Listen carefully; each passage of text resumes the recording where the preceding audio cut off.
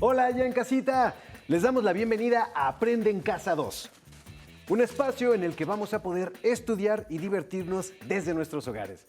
Hoy nos acompaña la maestra Cecilia Vargas. Maestra, bienvenida. Gracias, Juan Carlos. Hola, ¿cómo estás, Ton? Hola, Juan Carlos. Hola, maestra. Hola, Ton. Vamos a tener el gusto de estar con ustedes en esta clase de historia de quinto grado. ¿Están listos? ¡Comenzamos! Muy bien. Ay, yo estoy haciendo algo aquí muy interesante. Ah, sí, ¿y qué es o qué, Ton? Cuéntanos. Sí, es que con todo lo que hemos aprendido con la maestra Cecilia sobre el periodo de Benito Juárez y los liberales, me dan muchas ganas como de ser escritor o historiador. Ay, que la gente me recuerde por las páginas que escribí, llenas de historia de nuestro país. ¡Órale, Ton! ¿Qué cosa? Eso me agrada, ¿eh? Para eso creo que tendrías que ser famoso, tienes que tener muchos seguidores en tus redes sociales, ¿no? O salir en la tele, no sé. ¿Sí? Y ahora, ¿y ustedes qué están tramando? ¿A poco otra vez están discutiendo sobre cuál es la asignatura más importante? Ya habíamos dicho que historia. Sí. No, maestra Cecilia, estoy platicándole a Juan Carlos que quiero ser escritor y quiero hacer algo muy importante. Que la gente me recuerde por algo bueno que hice, como a los personajes que vimos la clase pasada, Melchor Ocampo, Ignacio Ramírez o Francisco Zarco. Ay, pero Juan Carlos dice que para eso necesito ser muy famoso y yo solo soy un pequeño calcetín. Ay. No, Ton. Tú puedes lograr lo que quieras. Todo lo que te propongas. Nada es imposible. Y ustedes, estudiantes en casa, también créanlo. Si tenemos claras nuestras metas y trabajamos para conseguirlas, cualquier cosa será posible. ¿Ves? ¿Ves, Juan Carlos? ¡Sí lo puedo lograr! Bueno, maestra. Ok. Pasar a la historia creo que es un poquito difícil, ¿o no? Pues sí es difícil pasar a la historia como una celebridad. Pero la verdad es que, aunque no nos volvamos famosos, todos y todas siempre tenemos un papel importante en la historia y en los procesos que están definiendo nuestra época. Las grandes transformaciones históricas no las hacen los individuos solos, las hacen los pueblos y los diversos grupos sociales que con sus diferencias y conflictos van marcando la evolución de la sociedad. Nuestro tema de hoy se trata precisamente sobre esto. Vamos a seguir conociendo a otros liberales que, al igual que Benito Juárez, se preocuparon por encontrar soluciones a los problemas del país en el siglo XIX. El trabajo y la dedicación de estos otros liberales fue importantísimo para impulsar los cambios en la cultura que hasta el día de hoy nos benefician a todas y a todos, porque gracias a ellos hubo un mayor estímulo a la educación y a la formación de nuestra identidad como mexicanos y mexicanas. ¿Quieren conocer estos personajes? Sí. ¡Claro! Sí. Muy bien, pues comencemos. Primero, vamos a conocer un personaje interesantísimo que en vez de luchar por la causa liberal con las armas, lo hizo con la pluma. Su nombre era Ignacio Manuel Altamirano y se le conoce como uno de los escritores más importantes de la época de la Reforma Liberal. Él nació en 1834 en Tixtla, hoy ese es el estado de Guerrero, en una zona que aquella época era un lugar recóndito y empobrecido. Altamirano era hijo del alcalde indígena de su pueblo y cuando cumplió 14 años recibió una beca que le permitió salir de su comunidad para irse a estudiar al Instituto Literario de Toluca, donde fue alumno de famosos liberales de aquel entonces como Ignacio Ramírez. ¿Entonces él también era liberal como Benito Juárez? Sí, Ton. Toda su vida fue defensor de la libertad de pensamiento y de expresión. Apoyó las reformas que le quitaron el poder a la Iglesia Católica y él era un republicano tenaz y comprometido. Gracias a los contactos que él hizo en el Instituto Literario de Toluca, Altamirano llegó a ocupar cargos importantes en el gobierno. Durante la Revolución de Ayutla y luego durante la Segunda Intervención Francesa, él acompañó a los ejércitos liberales y él escribía los discursos con los que los generales incitaban a los soldados a luchar. Cuando el Segundo Imperio fue derrotado y se restauró la República, Altamirano fue electo diputado por Chilapa, hoy estado de Guerrero, y poco a poco fue destacando en la política y el periodismo de ese entonces. Entonces, fue periodista, abogado, maestro, diputado, todo eso. ¿Y cómo le hizo? Ay, si yo apenas puedo con todas las asignaturas, maestra. Ay, pues lo logró gracias a sus estudios, a su dedicación y también a la ayuda que recibió de parte de la comunidad de letrados liberales a la que él pertenecía. ¿Qué les parece si para conocerlo un poco más vemos un breve video sobre su vida? Ignacio Manuel Altamirano Basilio, destacado maestro, escritor, periodista y político mexicano, nació en Tixtla Guerrero el 13 de noviembre de 1834. A los 14 años obtuvo una beca para estudiar en el Instituto Literario de Toluca, importante centro educativo donde impartía clases el maestro de ideas liberales Ignacio Ramírez el Nigromante, que se convertiría en su mentor y amigo.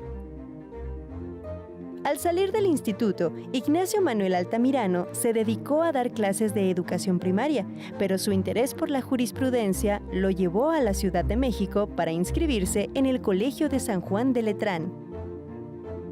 Sin embargo, al estallar la Revolución de Ayutla, abandonó sus estudios.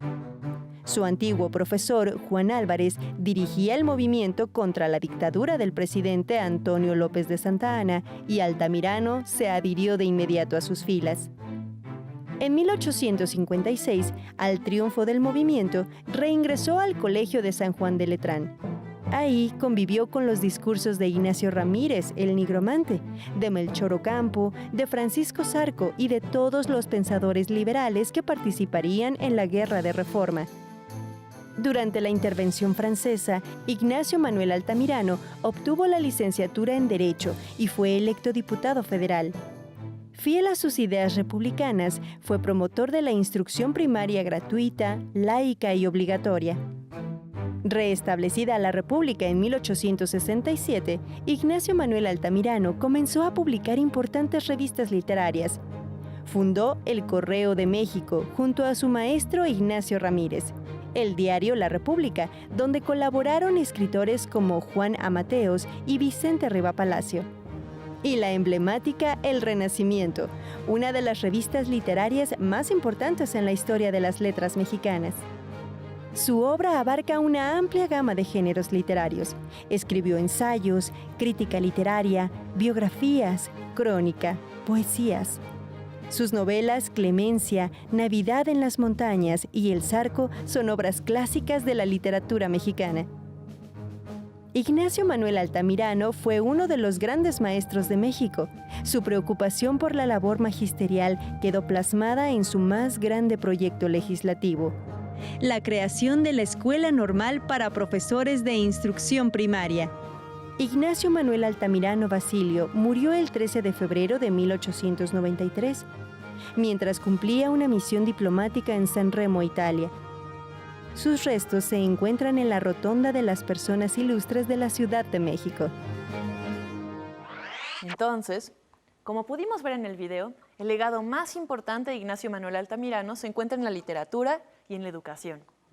En la literatura mexicana, Altamirano tuvo una importancia inmensa, porque en los periódicos y revistas que él fundó, como El Renacimiento, empezó a producirse un estilo literario nuevo, que rompía con la corriente dominante del romanticismo europeo y, en cambio, buscaba poner en alto las realidades y las costumbres de aquí, mexicanas. Con novelas como El Zarco, Altamirano narró de una manera muy realista los conflictos que habían dividido a los mexicanos con la intención de buscar la reconciliación y la paz. Por eso, se dice que uno de los aportes más importantes de los escritos de Altamirano era que fomentaban la integración cultural de nuestro país y la formación de la identidad nacional. ¡Qué interesante, maestra! Sería muy bueno que los alumnos y las alumnas en casa trataran de leer algo de Altamirano con sus familias. Qué buena idea, Ton. Yo por mi parte sí lo voy a hacer. La verdad, a mí se me hace muy interesante. Muy bien. Esa sí que es una excelente idea. Pero, ¿por qué no leemos algo ahora mismo? Sí, Me parece Vamos muy a bien. verlo. Sí. sí. Dice, escucha, lo que se necesita en México no son cárceles, ni patíbulos, ni leyes sangrientas, ni esbirros, ni amenazas. Lo que se necesita es abrir escuelas de enseñanza primaria por todas partes, en todos los ámbitos del país, con profusión, con impaciencia, con exageración, si vale hablar así. El mal de la ignorancia es grande. El remedio de la instrucción debe ser enérgico. ¿Has reflexionado sobre el estado de cultura que guarda tu patria? Es posible que no, aturdido aquí en esta ciudad ruidosa de placeres y de ilusiones. Pues mira, vuela en alas del pensamiento y echa una ojeada a vista de pájaro en la extensión de la República. ¿Qué ves? Más de 4 millones de indios en la barbarie, repartidos en millares de pueblos grandes y pequeños. Por donde quiera, en las montañas, en los valles, en las costas, en las riberas de los ríos y de los lagos, el indio es ilota, el indio es siervo de la gleba, es el soldado oscuro con cuyos huesos alfombran las facciones civiles los campos de la patria. Y el indio muere en la miseria, legando a sus hijuelos una vida que es una herencia de maldición y la ignorancia que es la cadena de su servidumbre. ¿Cuál creen ustedes que es la idea central de este texto y qué era lo que estaba proponiendo Altamirano? Yo creo que el texto es una reflexión sobre la condición de los indígenas en nuestro país, ¿no? Durante esa época. Sí, y habla de lo importante que es la educación y la necesidad de que todas las personas en todas las ciudades y en el campo puedan tener acceso a ella, a estudiar. Sí, excelente. Como nos recordó el video que vimos, y el otro aporte más importante de Altamirano era a la cultura mexicana, fue su labor como maestro. Toda su vida estuvo cerca de lo que pasaba en las aulas y él estaba convencido de que la educación era el único medio que podía hacer progresar a la sociedad. ¿Ustedes creen que esa forma de pensar podría estar vigente en nuestra época? Uy, pues puede y debe, maestra. Debe ser así porque la educación es fundamental para todos, antes y ahora también, más que nunca. Muy bien ambos. Me gusta que podamos reflexionar juntos en esta clase. Ahora vamos a hablar de otro personaje importante. Su nombre era Guillermo Prieto. Bueno, en realidad, su nombre completo era José Guillermo Ramón Antonio Agustín Prieto Pradillo. Maestra, tenía como 5 nombres. ¿Por qué tan largo? Yo solamente me llamo Tom. Ay, Tom, así se usaba en aquellas épocas. Hay muchos personajes históricos que tienen nombres así, muy largos. Lo que dice Juan Carlos es cierto. Hasta hace no muchos años, lo normal era que a los niños y a las niñas les pusieran, además de su nombre de pila, el nombre de sus padres o sus madres, el del santo del día en el que nacieron y hasta el de otros familiares. Pero bueno, sigamos. Guillermo Prieto fue un político y un escritor muy popular en su época. Trabajó como periodista en la redacción de las publicaciones más leídas de su tiempo, como El Siglo XIX, El Monitor Republicano, y ahí escribió textos sobre muchísimos temas, desde acontecimientos políticos, costumbres y rasgos de la vida cotidiana, hasta poemas y reseñas sobre el teatro y de la música. Firmaba muchos de sus artículos con el seudónimo Fidel. ¿Y qué es un seudónimo, maestra? Buena pregunta, Ton. Un seudónimo es un falso nombre o un apodo que utiliza un autor para firmar sus obras de tal manera que su verdadera identidad quede oculta. Durante el siglo XIX era muy común que los periodistas y otros escritores usaran seudónimos, porque era una manera de protegerse contra la persecución y la represión. Acuérdense de que la libertad de expresión y de imprenta, o sea, el derecho de publicar tus opiniones e ideas libremente, eso fue una conquista de los liberales que se logró solamente después de muchos años de lucha. Recuerdan que también lo vimos en la clase anterior, ¿no? Cuando hablamos de Zarco, quien también tenía un seudónimo, Fortún. Sí. Guillermo Prieto escribió muchísimas obras y entre todas ellas podemos destacar varias. Por ejemplo, sus apuntes para la historia entre la guerra entre México y Estados Unidos, La Musa Callejera, El Romancero Nacional, Las Lecciones de Historia Patria y Memorias de mis tiempos. Gracias a estos textos de Guillermo Prieto, podemos conocer detalles muy padres sobre la época en la que él vivió. Vamos a ver el siguiente video para conocerlo un poco más. Guillermo Prieto nació en la Ciudad de México el 10 de febrero de 1818 en el Portal de Tejada número 5. Su infancia transcurrió en Molino del Rey, a orillas del bosque de Chapultepec. Su padre, José María Prieto Gamboa, dirigió el molino y la panadería. En su libro Memorias de mis tiempos, Prieto cuenta una infancia típica de la clase media de aquella época.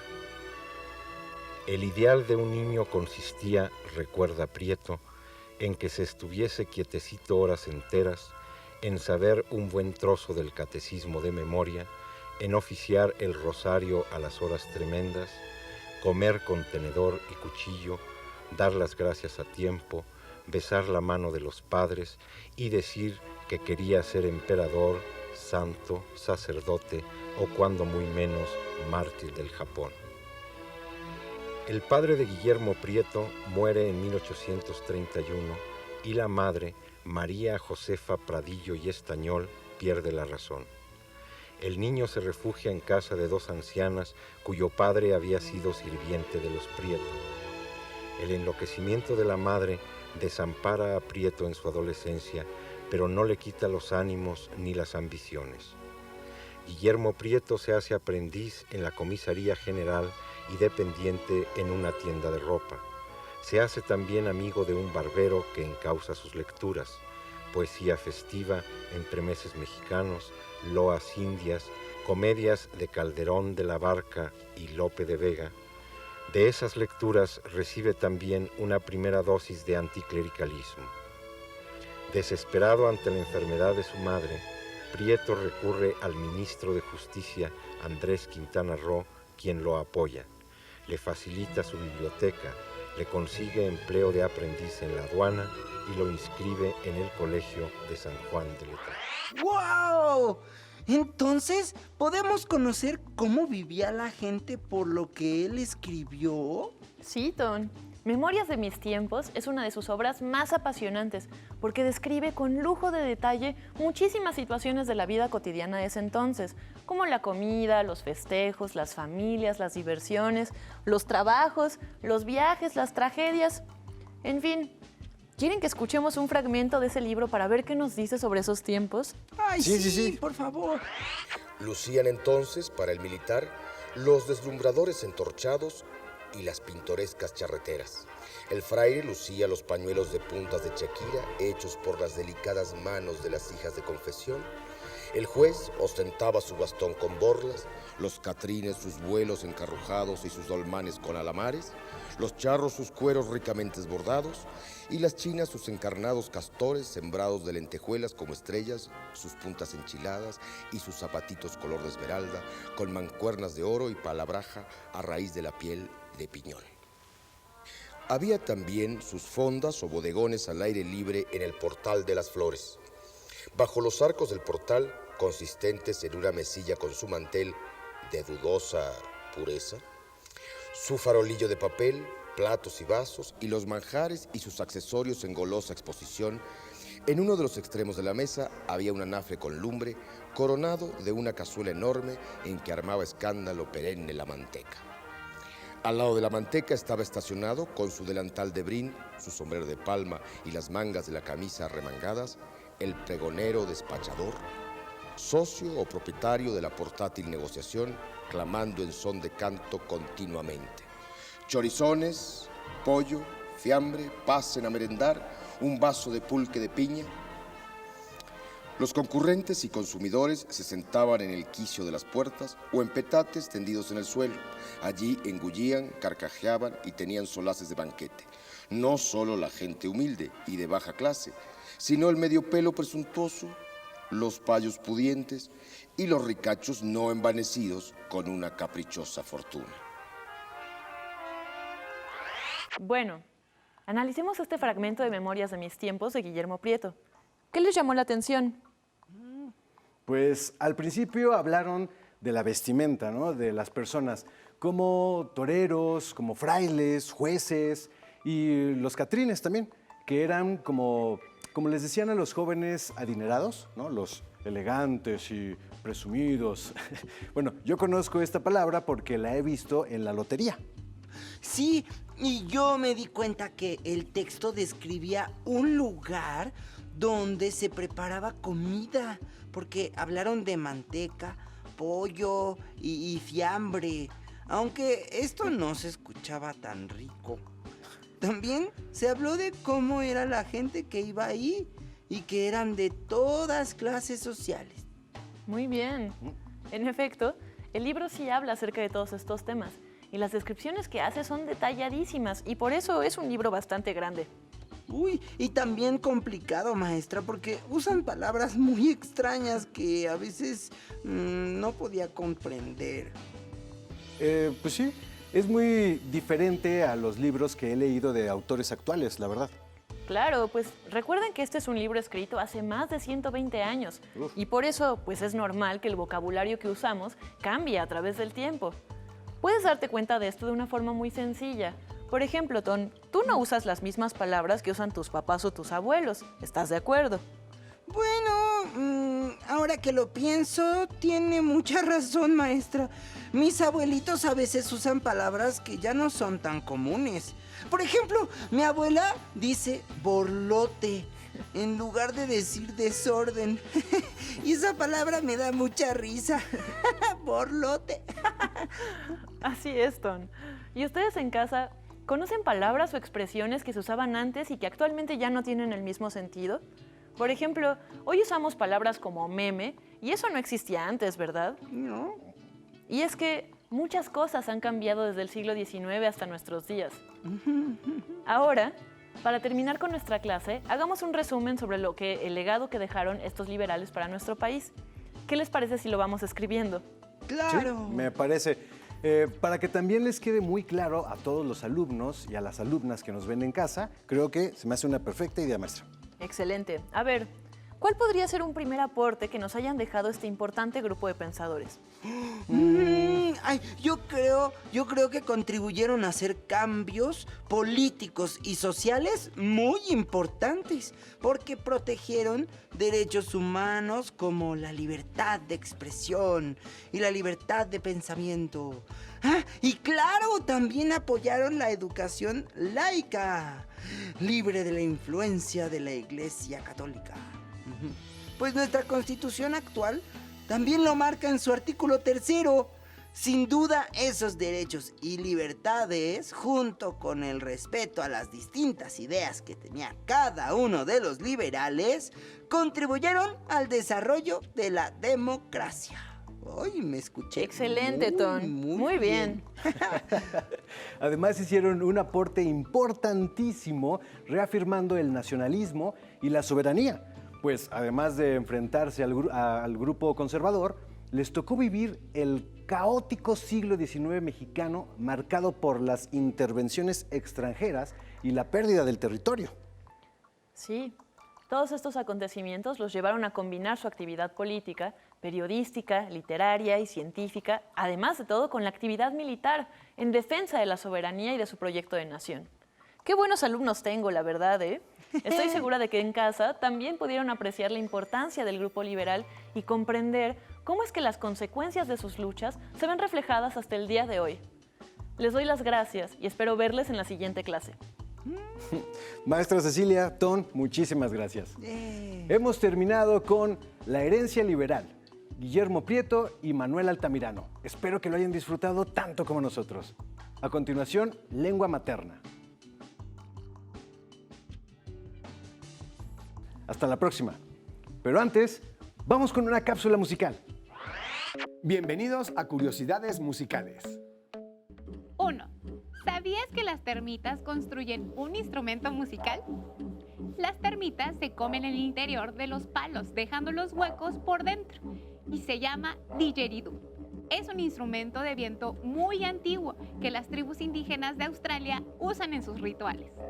2. ¿Sabías que a Mozart el Papa le nombró caballero? Esto fue porque siendo niño fue a escuchar un concierto a la Basílica de San Pedro. La obra que interpretaron, además de ser muy complicada, estaba prohibido reproducirla. Pues, ¿qué creen? Mozart la escribió completita de memoria y se la mostró al Papa.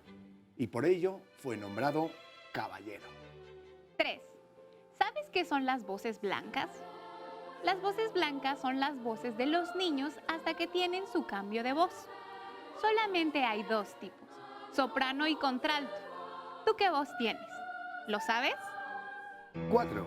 ¿Sabías que Pablo Sarasate, el gran violinista español, después de un concierto que interpretó en Londres, caminando por la calle, encontró a otro violinista ciego tocando para ganarse unas monedas. Como el violinista no tocaba muy bien, no le caía ninguna moneda. Entonces Pablo Sarasate se puso a tocar por él y la gente le dio mucho dinero. Por supuesto, el violinista ciego quedó muy contento. 5. El compositor y pianista Robert Schumann inventó un aparato que imaginó le daría más agilidad a sus dedos para tocar mejor el piano. Él quería ser mucho mejor, pero en lugar de mejorar, el aparato le provocó una parálisis en la mano y tuvo que dejar el piano para dedicarse únicamente a componer. 6. ¿Sabías cuántos hijos tuvo el compositor Johann Sebastian Bach? Tuvo 20 hijos, aunque de ellos solamente sobrevivieron 4, que fueron grandes músicos. 7. ¿Sabías que el compositor Antonio Vivaldi compuso 500 conciertos para instrumento y orquesta? 220 los compuso para violín, incluidas las 4 estaciones. Y los otros 280 conciertos están divididos entre conciertos para flauta, oboe, fagot, violonchelo y para mandolina. 8. ¿Sabías que el compositor Rossini fue el compositor más veloz de todos los tiempos? Solo que tenía un pequeño defecto. Era muy flojo. Entonces, para que cumpliera con sus compromisos de compositor, le encerraban en una habitación y no le dejaban salir hasta que terminaba de componer la partitura. En el siguiente programa de instrumentos caseros necesitaremos un globo, un tubo de cartón, masking tape, un gancho, unas pinzas y tijeras. Pues mañana más, pero no mejor porque es imposible, aquí en Aprende Música en Casa. Si no tienes el libro de texto o necesitas ayuda para responder tus dudas, contáctanos.